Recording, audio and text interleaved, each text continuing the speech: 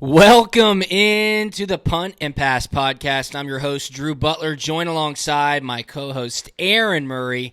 Be sure to follow us on Twitter and Instagram. We are at Punt and Pass. I am at Drew Butler. Aaron is at Aaron Murray 11. And head on over to puntandpass.com, the number one destination in the world of college football on the internet. It's got everything you need to stay up to date. It's got our YouTube page, everywhere the podcast is distributed, our picks, our merchandise, our blog. It'll be a great spot for you to keep your college football knowledge up to date as the season is over. Aaron, that's right. The 2020 season is in the books. Alabama crowned national champions last night after dismantling Ohio State 52-24. What a season it's been. Let's break down this game. Did you stay up? Did you watch it? I think you and I were pretty much on the same page here. Nobody was touching Alabama this season. Yeah, man, it was an interesting start and not a great start for Ohio State. Obviously, they were kind of, I wouldn't say limping into the game, but Justin Fields is banged up. They're missing a couple guys on defense, and then Trey Sermon goes down there in their first possession, and he's out for the game. So you're like, all right, the game. As soon as Trey Sermon went out, because to me that was my X factor for Ohio State to make it competitive is, hey, you got to be able to run the football. You got to dominate the clock. You got to keep the ball out of Alabama's hands. And that's the way you can make this a 30-something point game for each team. Because if it was going to turn into a shootout of Ohio State having to compete drive for drive, up-tempo with Alabama, it just wasn't going to happen. So as soon as he went down, I was like, damn, this game just got a little less interesting going forward. But, I mean, they valiant effort there through the first quarter, tied it up 7-7, but Alabama, man, that offense, Steve Sarkisian is the man. Genius last night. Very impressive. Once again, everyone's always saying, oh, he has all the talent. Those dudes at times were running wide open. Yeah. Devontae Smith was wide open. This dude won the Heisman. Ohio State. He won every award. How do you let that happen? Because Sarkisian schemes it up so well, man. The dude is a beast. He put a show on for everyone that had Texas as a possible landing spot as a recruit for the second signing day. They were watching that game, licking their chops, like, damn, man, we're about to have him as our head coach. Like, look at that. Look how fun that offense is to be a part of. So, Steve Sarkisian, first off, you're the man. Alabama offense, Mac Jones, you're the man. Najee, you're a beast. Devontae, unbelievable. What you were able to do last night, just absolutely stupid. And for Ohio State defensively, how dumb can you be? I mean, they were just – I tweeted it last night, how much single high coverage I saw in that game and just leaving their dudes on an island, whether it's a linebacker on Devontae with no help or cornerbacks with Devontae with no help. Like, the dude won the Heisman. Yeah. Like, give him some respect, man. Like, stop playing so much single high coverage. So, awful game plan for Ohio State, I thought, on both sides of the football, offense and defense. Yeah, it was unbelievable. I was kind of dumbfounded as well because Devontae Smith in the first half was getting the ball almost every play. And you're sitting there watching TV going, well, aren't you going to guard him? And then he gets that great 40-yard touchdown pass where they have a middle linebacker in coverage on Devontae Smith, and he just waltzes right past him. Great throw from Mac Jones. Not have help. Those are the things to me where it just goes to your point. Ohio State on defense, I know they were trying a little bit of everything in the first half, but clearly it was not working. Mac Jones, 36 of 45, 464 yards and 5 touchdowns, BCS and college football playoff championship records. Najee Harris, 22 carries for 79 yards, 2 touchdowns on the ground, 7 catches for 79 yards again, 1 touchdown in the air. And Devontae Smith, in the first half, 12 receptions, 215 yards, and 3 touchdowns. You mentioned it, the Sarkisian game plan, what he was able to dial up to get these guys out in the open. Simply put, getting your playmakers the ball in space, the pre-snap motions, the orbit motions with the misdirections to get the linebackers in bad situations, to get the slot DBs in bad situations, and trusting Devontae to obviously catch the ball, make a miss, and go score touchdowns. It was an offensive clinic. Aaron, tell me this. Go ahead. I want to go when you talk about the getting those guys in space and open. I want to give a little bit more love to Mac Jones too, because stud. All those passes that he threw, especially like some of those bubbles, when whether it's a two-man bubble, three-man bubble, faking the orbit motion like Devontae did on the touchdown and coming back out, the ball placement on all of those Just passes were absolutely perfect. perfect because you're taught you have to put it 1 foot in front of the numbers and catch it, keep those guys running. How many times do you watch college, even NFL, where teams are running the bubble concept? You got numbers, you got blockers, you throw the bubble where the ball is a little bit behind, the receiver has to stop, Yeah. catch it, then has to kind of then regain momentum, and by that point you got linebackers, you got safeties, and it's a tackle for loss or it's a 1 or 2 yard gain. Not one time did I see of any of those throws last night, any of the bubbles, the now routes, or those fake orbits, for the touchdown. Every one was perfectly thrown. Every one. Yeah. Not one time did the receiver have to stop, start. It was catch it in stride. Like the ball was literally handed to them as a running play. They caught it, boom, took it for positive yards and touchdowns at times. I mean, he's been doing that all season long, and I think that was the So good at biggest it. difference for me throughout the season when comparing him to Kyle Trask, comparing him to Justin Fields, really even Trevor Lawrence. I think Trevor Lawrence and Mac Jones are very similar in the way that they throw the football. Trevor can probably make a longer throw it with a little bit more velocity. But look at Justin Fields last night. I mean, I know he was banged up, but throwing the ball, far less accurate, not as good as touch. And Kyle It's been him Trask, all year, though. yeah, you and I have been talking about that all season long. Okay, I want to mention one thing, though, a couple things, because we need to get to the Ohio State aspect of this game as well. This, of course, was Alabama's 6th national title since 2009. Nick Saban gets his 7th, surpassing Bear Bryant to become the all-time national champion winningest coach in college football history. I've been saying it since November. I think this is the greatest team ever. I think 2020 Alabama is better than 2019 LSU. We can talk about that in a little bit, but I want to ask you, because Mac Jones, clearly, I mean, you were tweeting about it last night, like first-round pick. Like, he's got it down to be an NFL quarterback. I want to kind of flip this on its head and say Sarkisian getting a ton of credit, as he should.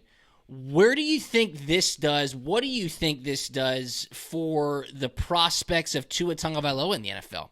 Because you're sitting there going, man, it seems like any quarterback can go into this system, Aaron, and put up these insane numbers, especially when you have an embarrassment of riches like Jalen Waddle was back last night. I know, very limited. Devontae Smith, Najee Harris, Mechie. I mean, there are dudes all over the field. So I guess my question is this. Yes, Mac Jones looks phenomenal. Yes, he's going to get drafted to go to the NFL. But when you look at somebody like Tua Tagovailoa in the NFL and he hasn't had that much success in Miami, you're sitting there going, I don't know, maybe a product of the system. No, and let's give Tua a break here. I mean, he's coming off a major injury, Yep. and he played half a season, for goodness sakes. And he played for the first part of the season that he did play. He played pretty darn well, actually. So, I know towards the end it wasn't great, but he's a rookie.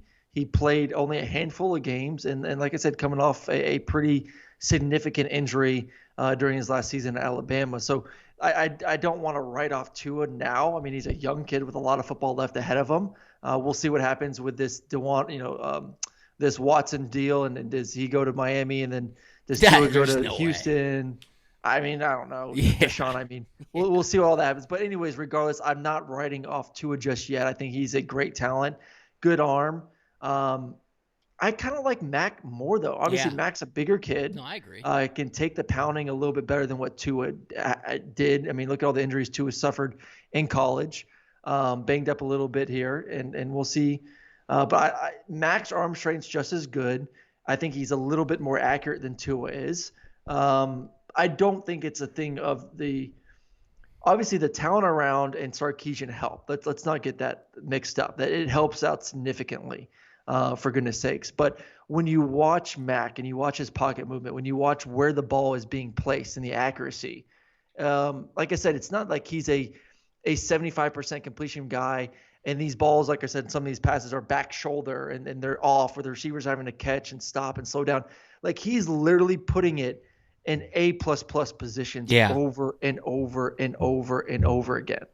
That's not easy to do on air. Like, routes on air, that's not easy to do. I know. Yeah. And he's doing it in game situation. I just think his accuracy has proven to me that regardless of who the OC is or who the receivers are, this kid's just flat out good. Like, he's just a good, accurate quarterback that has great pocket presence. And I know he's not super mobile. I know he's not crazy fast. And I know that's what a lot of NFL teams want nowadays. But like I said, he's savvy enough within the pocket where he can beat you there and you don't have to worry about it. I thought Fowler said something really interesting talking about when they met with Sarkisian before the game. He said Sark loves that Mac Jones has fast eyes. Yep. And I think you can definitely see that when you're watching the game last night, how quickly he goes through the progressions, how quickly he notices who's in best position to get the ball, and then, of course, being able to deliver it with a ton of accuracy. ESPN wrote an article, and this is perfect. Devontae Smith was uncoverable, Najee Harris was unstoppable, and Mac Jones impeccable. I mean, it's the truth. Mac Jones said he thinks they're the best team. The three-man monster that Herbstreit kept showing over and over last night. ESPN's graphics are, I mean, even on Monday Night Football, it's like, I want to know what kind of substances those graphic designers are taking before they pitch that. I know you're all about the Nickelodeon. I love the Nickelodeon. Stuff, so that was great. Like that. And then, Saban said it's the ultimate team. I saw that cut up. What cut up? The end zone slime machine going on at Nickelodeon. It was fantastic. Saban says this is the ultimate team. There is more togetherness on this team than almost any team we've ever had. They've had to overcome a lot and persevere through so much this season, and they've done it magnificently. I mean, you can't really argue with that. And again, he's talking about all the COVID stuff. Alabama clearly, week to week, unstoppable, 11 straight SEC victories, ran roughshod over Notre Dame, and then, of course, did the same to Ohio State to be claimed national champion. Let's touch on Ohio State, okay, because you mentioned it. A little bit banged up. Justin Fields banged up, some COVID issues. They were missing 13 players. Was this game going to be delayed? Hey, let me just say one thing. Every team has had to deal with that all season long. And this is the first time Ohio State had to deal with it. And coincidentally, unfortunately for them, it was before the national championship game. I was on a radio interview yesterday, and they were asking about Ohio State. Is it an advantage that they've only played 7 games? And I said, hold on one second. They have only played consecutive weeks once all season long. Now, of course, they are banged up after a physical game against Clemson. Now, of course, they do have issues with the potential COVID outbreak on the roster. Every other team in America has had to deal with that all season long. That was what the sacrifice was for these student athletes to get to the end of the season. And I think last night it was a celebration of the student athletes, and I think Coach Saban said it very well also. It is a hat tip to them for their commitment to wanting to play football, something you and I said back in August. Why are we trying to play college football amid a global pandemic? Because people want to play football. It's as simple as that. And Cole Kubelik, your partner over at SEC Network, tweeted out, last night was the 567th game of this 2020 season. Amazing. I mean, just amazing from everybody, support staff, administrators, coaches, most importantly, student athletes. So hat tip to them. It's always so much fun to talk about college football on Punt and Pass with you, Aaron, with our audience. So I think it was a fitting ending to the season last night. I want to touch on one more thing about Ohio State, too. I know I'm kind of all over the place right now. We talked about it on the preview show on Thursday. How's Ohio State going to win? Trey Sermon was going to be a big deal. That's what you said. Trey Sermon, right? If you're going to slow the game down and try to keep the ball out of Alabama's hands, you're going to have to get Trey Sermon going. Out of the backfield in the pass game and, of course, running the football and moving the chains. He goes down, looked like he hurt his collarbone AC joint. I hope he's okay. On the first drive, I was shocked to see them keep the same game plan without Trey Sermon. You'd have thought at that point, hey, let's blow this thing open, chuck the ball down the field. We got to get in a scoring match with these guys. I know Master Teague was the starting running back, but, man, I was scratching my head going, what the hell is Ohio State doing? Yeah, I mean, listen, the teams that scored points in Alabama this year, Florida and Ole Miss, what did? They spread it out. And over and over again, you saw with Ohio State, you saw 12 personnel, so 1 back, 2 tight ends. Like, they try to play almost old school football versus Alabama, even going down that 4th down call. I mean, why is Justin Fields under center? Put him in the gun, get a threat of an RPO or zone read where he can run the football instead of just trying to run it down the throat of Alabama. So I think they try to be a little bit on both sides of the football, offense and defense. They're like, hey, we're going to win the line of scrimmage. I mean, that's our thought of how we're going to beat Alabama. We're going to run the football. We're going to get heavy personnel with more tight ends. And then defensively, we're going to put an extra safety in the box, stay in more base defense, and try to win it that way. Football's evolved, man. If you're going to want to win games nowadays, especially against teams like Alabama this year, you better go. You better be able to score a ton and spread them out. That's what Florida did, and they scored a ton of points. That's what Ole Miss did. Up tempo, spread you out, and throw the football. I mean, Olave was a non-existent for most of that football game. 8 catches, 69 yards. Yep. That's nothing for him. Like, he needed to have a monster game. He needed to have a Devontae Smith type game. Double-digit catches, 150-plus yards. Like, that was the way that they're going to do it. Run it, play action pass, and then take some shots and spread it out a little bit. Them just getting in the 12 personnel without Trey Sermon, your stud back. What are they thinking? I just didn't get that at all. Once he went out, you got to mix it up a little bit. You got to throw it. You got to spread it out and go from there. And then, like I said, defensively, mind blown with the inability to mix it up on that side of the football. So for these guys to be paid that much money and for those crappy game plans on both sides of the football was kind of embarrassing if I'm Ohio State, honestly. And I think Alabama was just laughing, just saying, all right, you want to play old school football? That's fine with us. And you want to play single high coverage? That's more than fine with us because we will throw it all over the ballpark the entire football game. So I think, Nick, that goes back to, we said at the beginning of the day, or last week, and I said on a couple of shows as well, if you want to break down every group, offense, Alabama, defense, Alabama, special teams, Alabama, coaching, Alabama. Yeah. Coaching huge in that game. So big.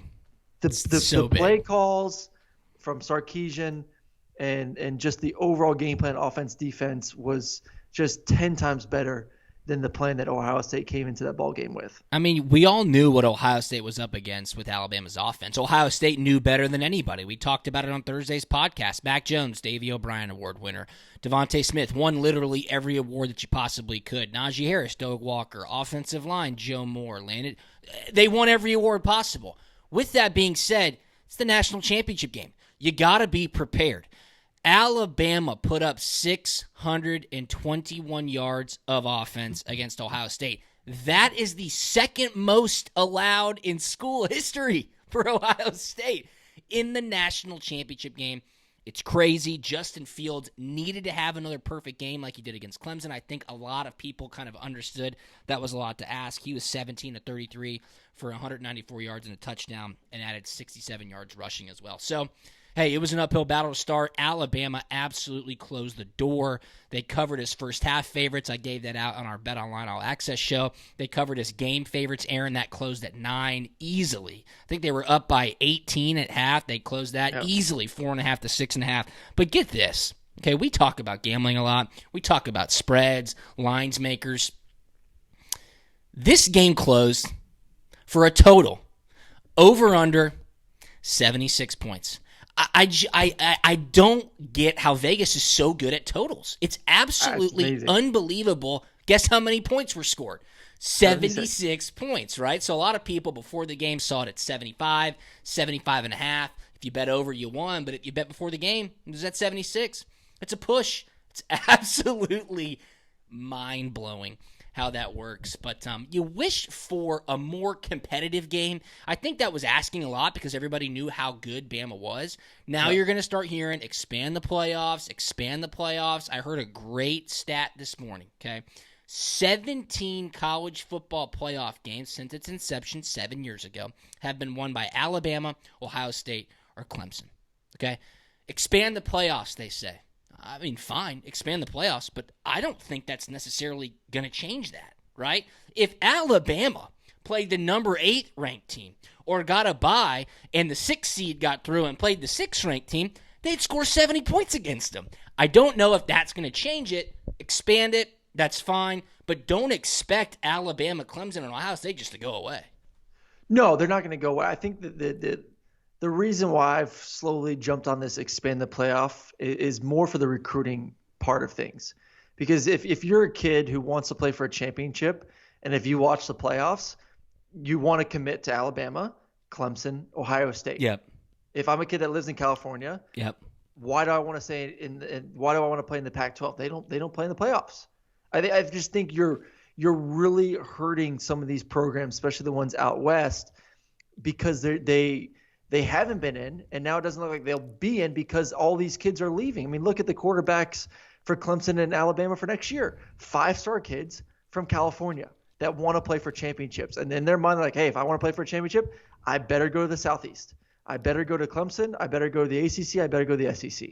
Or I go to Ohio State. So I think if you want to make things eventually more even and start working towards that, I think expanding it will help because you're going to, like I said, it opens up recruiting a little bit more to these kids' minds. Saying, okay, I can stay home in California. I can stay home in Washington, Oregon, wherever it is, and still have a chance to play in the playoffs. Like I don't have to go across country to do it. So I think it levels that out.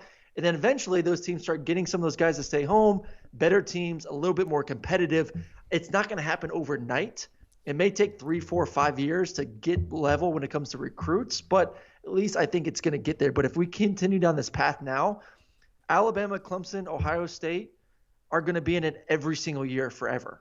Like it's just how are you going to knock them off? I mean, how are you? I just don't see it happening. I agree with you. They're going to get the best recruits every single year. Yeah, because kids want to play for championships. Yep, and they'll have a one-off, like LSU last year, Ohio State in 2014. But these schools are going to continue to recruit at a high level. The coaches are there. The facilities are there. The support is there. That's how college football works, people. So you would just hope it gets a little bit more competitive. I talked to Ryan McGee this morning, who's on ESPN, and we had the similar discussion. And he said another thing is, those schools out west do need to invest more. Like you go out there and like, oh, do you see our brand new, $10 million facility, whatever? He's like, yeah, well, that's as nice as Kentucky's facility. Yeah, that's not Alabama. That's not LSU. That's not Georgia. Like they gotta step up on a lot of fronts to keep those kids at home. One, got to be more competitive. They got to find a way in the playoffs. But two, you got to spend money, man. These kids want the glamour. They want all the cool stuff. And if you're not willing to spend the money, you ain't going to keep those kids in state. Hell yeah. Who doesn't want cool stuff? I want cool stuff. Everybody wants cool stuff. I want Georgia's new facility. Are you kidding me? Yeah. We had a 10 by 40 indoor facility. I know. We had a lunchroom as a facility. That was the worst money ever invested in Georgia history. Yeah. I don't think new athletic director Josh Brooks would have okayed that if he was in that position because that wasn't even McGarity. That was Damon Evans. That was Evans. Yeah, I mean that was simply put. Evans. It was you couldn't use it. It was called a multi-use room, and we ate lunch in there. That's what we did, and we couldn't even do full walkthroughs because you had to put a curve down so defense could get one side, offense can get the other. It's crazy. We could throw slants and hitches. That was it. That was great. When it rained, that's what we got. Some really good work in at slants and hitches. That's why you were so good at the slant and the hitch. That was about it. That's funny. That is funny. What'd you think about the tweet last night that was going viral once again? It was the old Devontae Smith tweet from 2016 saying, I am officially decommitting from the University of Georgia. Did you see that going around? No. I was like, yeah, that hurts a little bit. But again. Georgia's probably like, man, we could have, all the fans are probably like, oh, we should have had Justin Fields and Devontae. Of course. It's like, oh, shoulda, coulda, woulda. Just be happy with who you have and find a way to win with what's on the roster now. But, I did see, I think you retweeted it. Joe Klatt has Georgia number 1 heading into next year. We're going to get offensively, yeah, but I'm a little worried about the secondary. I mean, holy smokes. Yeah, a lot of attrition there. Revamp secondary for the Dogs. Probably get a transfer, I would think. Let's touch on that in just a second because it's a good segue to Georgia. I wanted to talk about this first. Is there some sort of vindication here for Kirby Smart? Okay, and here's where I'm getting at that. Here's where I'm getting with that.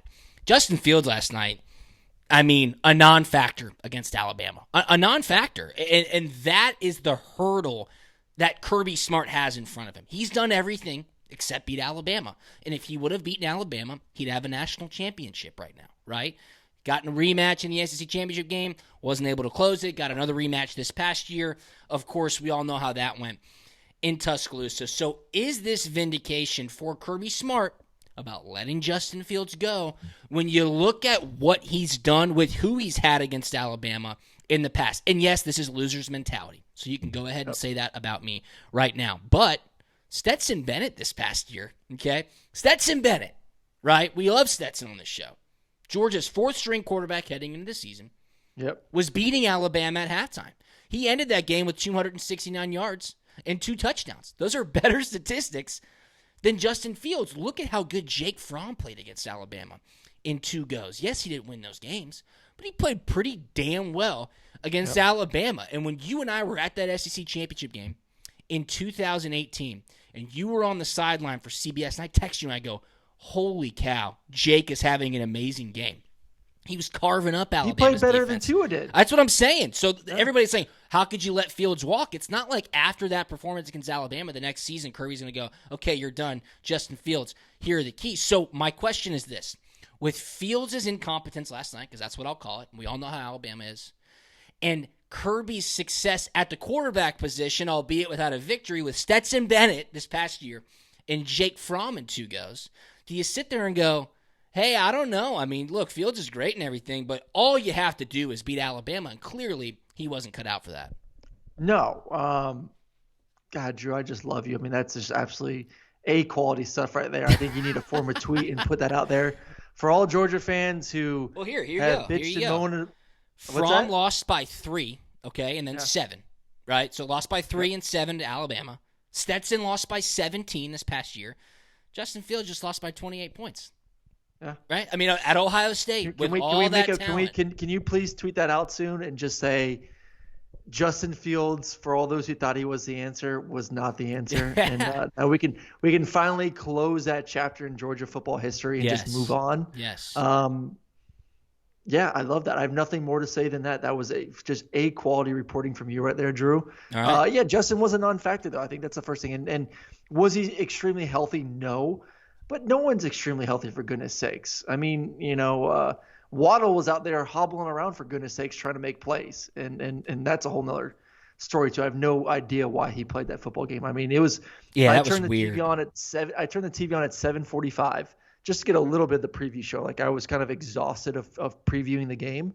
So I was like, oh, do you want to turn it on at 7? I was like, no, I'll turn it on when the game starts, pretty much. But I turned it on as literally the teams were running into the locker room, and he's hobbling in there. I know. What the hell is he doing? Like, the kid looks like crap, and it's pregame, for goodness sakes. Imagine when he gets hit, gets his first catch, which was a hell of a play by Mack and a great play by Waddle, and he's just hobbling to the sideline, gets out of bounds. I'm like, take his ass. He got a catch. He has a catch. He's contributed to a championship. We can say that. Now take his helmet and go hide from him. Yep. Like, he does not need to play another snap in this football game. And they kept putting him out there. He made a few catches. Luckily, nothing more serious happened. But every time he was on the field, my eyes went to him. And I literally was praying. I'm not lying. I was praying every time he's on the field because he's a great kid. I'm like, please don't get hurt. Please don't get hurt. Please go. And I know he was cleared and everything was good to go. But as you and I know, when one part of the body is not 100%, other parts of the body start to compensate. Yep. 100%. And that's how other injuries happen. When he's favoring his left leg, his right leg has to take over, and that's when other injuries occur. That was what I was more concerned about than anything. That something else was going to go wrong and hinder his future. So, I'm hoping he feels good today. I'm happy if he is, really happy he is, but I thought that was so dumb on everyone's part that Jalen Waddle played that game. Like, I was scared as hell, man. Yeah, no, you're totally right. That was really kind of head-scratching why he was allowed to do that. I get that he wanted to, but as a coach, you got to look out for your player. It was cool on the flip side to see Landon Dickerson get in there with a torn ACL, snap the victory formation to end the game for Alabama. So, crazy stuff. But I don't think Kirby would come out and say I have vindication. I think you can make that assessment. I just looked it up. In that SEC championship game, Jake Fromm was 25 of 39 for 301 yards and 3 touchdowns.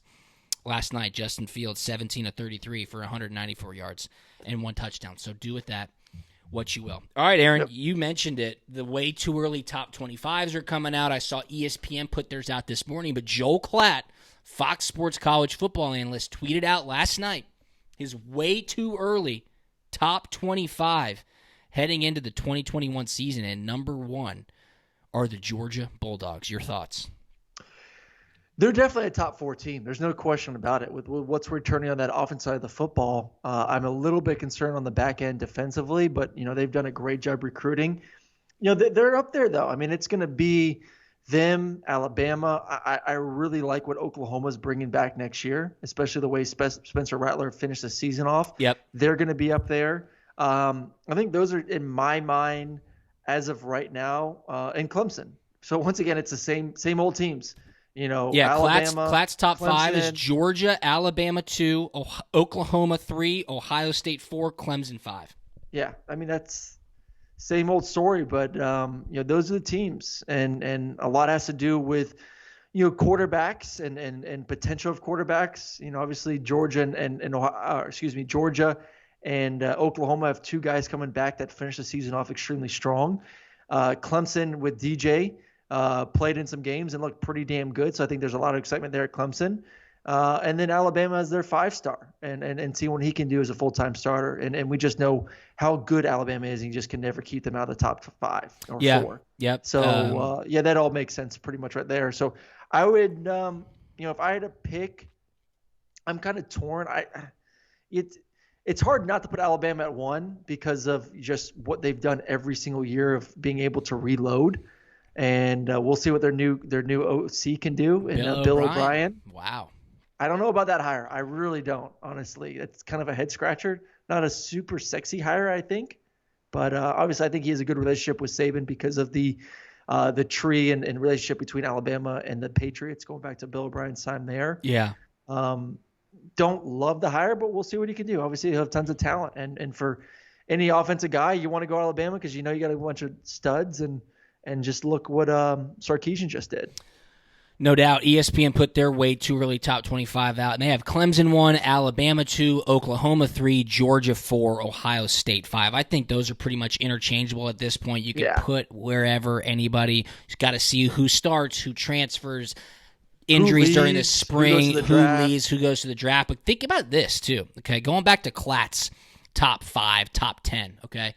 First week of the season next year, Georgia plays Clemson in Charlotte. According to Clat's top 10, that's number 1 versus number 5. And Alabama plays Miami in Atlanta. According to Clat, that's number 2 versus number 8. So we're going to get smacked in the face with great to see what football. Derek King, the issue is, I think that game would have been a lot sexier if Derek King didn't just tear his ACL. Yeah, so, good point. he should be healthy by then, but still it's not, you won't be 100% to make that thing a little bit more interesting. No doubt. Going to be very interesting. You would think it's going to be a lot more normal heading into next season as well, God willing. All right, let's wrap this thing up. I got one more thing to touch on.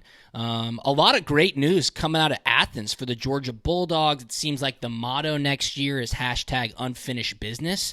You have a ton of guys declaring that they are going to be coming back to school. Jamari Sawyer, probably one of the most notable. I mean, he certainly would have been a draft pick. Leaders of this team are putting their hand back in the pile and saying, we're getting ready to go. I think that's kind of a rallying cry around JT Daniels, the belief and the trust that those guys have in him. I would hold off at the moment as saying JT is the clear-cut starter for 2021. I'm really interested to see how Brock Vandagriff does throughout spring. Of course, he's already on campus now, how he competes for that starting job. But you saw the offensive line look pretty spotty in the Peach Bowl. JT Daniels throwing off his back foot a lot on the move. So I would be a little bit hesitant to say that's a done deal. I'm very glad he's coming back. Leads me to this point, okay? It's great when these guys announce that they're coming back because it builds excitement around the program, right? Recruits see it, coaches see it, most importantly, the fans see it, and people go, oh, hell yeah, 2021 is going to be awesome for Georgia. One of our former teammates, who's now a host at 680 The Fan, Hudson Mason, put a tweet out. Did you see this tweet last week? Okay, I saw it, and I reread it, and I was like, wait, what? Okay, so this was after Kearis Jackson had come out and said he's coming back, which was great. I mean, Kearis busted onto the scene this year. He became a real safety blanket for Stetson Bennett first, and then continued that on with JT Daniels as he took over.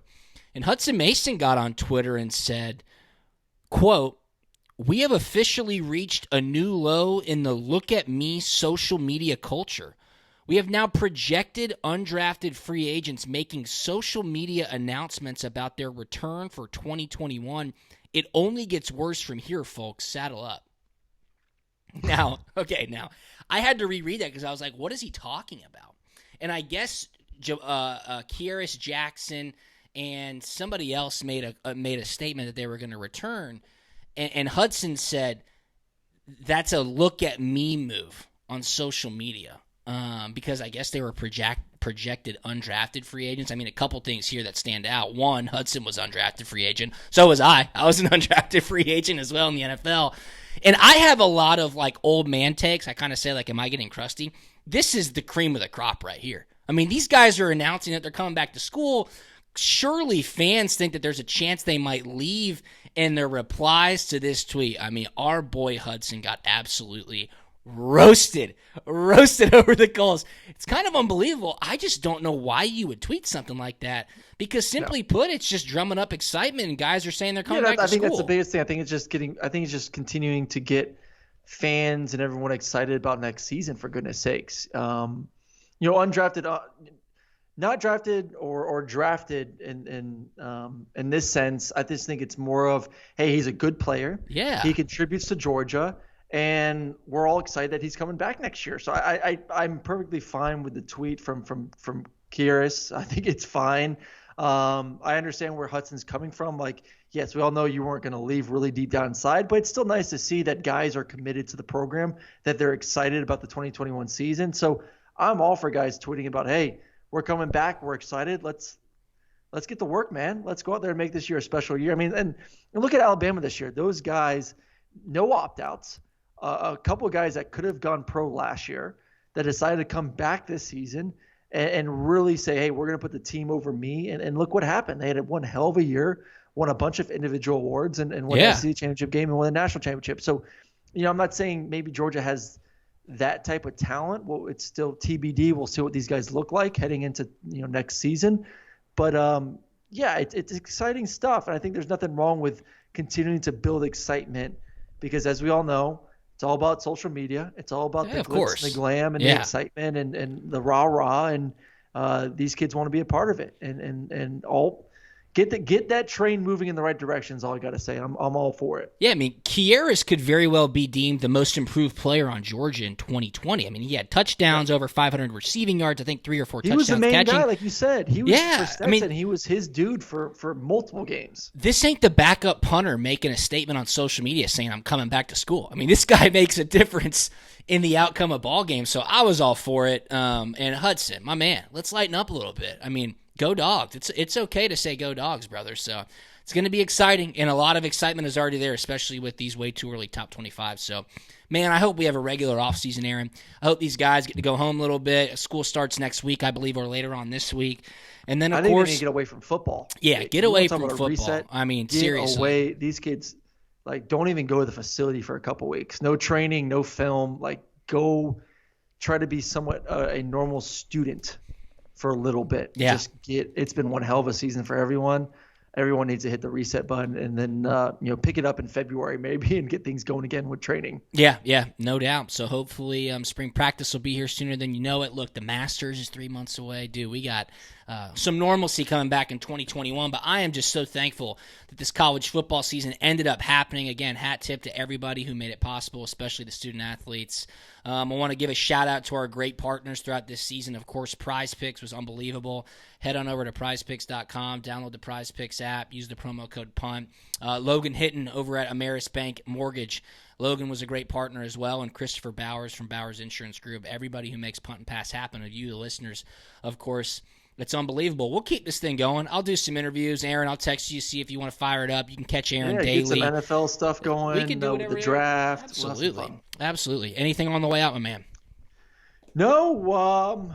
Gonna go try to work at my golf swing now that the football season's over with. I just got ready every day, so I got a little bit more time on my hands. And goal is to beat Drew Butler by 2022, ladies and gentlemen. That's a long runway there. Lofty goal. I set my goals really high. I'm not trying to be average here. I want to be Drew Butler golf good. I like that. Well, I can help you there. I can certainly help you there. All right, that does it for us. Be sure to follow us on social media at Punt and Pass. I'm at Drew Butler. Aaron is at Aaron Murray 11. Head on over to puntandpass.com, and we will talk to you later on. See you.